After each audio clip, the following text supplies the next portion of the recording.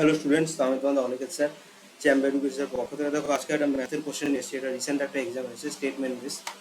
তো দেখো এখানে বলেছে কোন স্টেটমেন্টগুলো সঠিক, ঠিক আছে। দেখো এখানে বলেছে 10, 15, 20, 25-এর গড় 17.5, এটাকে তাই হবে করে দেখবে, হ্যাঁ এটা ঠিকই আছে। আচ্ছা, এইবার এ প্লাস বি প্লাস সি তিনটা যদি আলাদা আলাদা সংখ্যা হয় সমান সমান এবিসি হয়। আচ্ছা, আমি একটা তোমাদের বলেছিলাম পারফেক্ট নাম্বার বলে, যে 2 টু দি পাওয়ার p-1 এবং 2 টু দি পাওয়ার p-1, ঠিক আছে। এবার পি এর মান যদি আমরা 2 বসাই, তখন দেখবে এইখানে কত আসবে, এখানে 2 × 3 সমান সমান 6। এবার 6-এর ক্ষেত্রে একটা জিনিস দেখো, 6-এর ফ্যাক্টর কি 1, 2 এবং 3, তিনটে আলাদা আলাদা সংখ্যা, সমান সমান 1 × 2 × 3।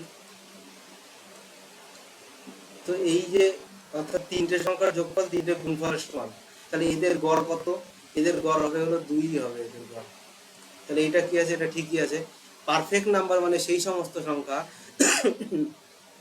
যাদের যে ফ্যাক্টরগুলো আছে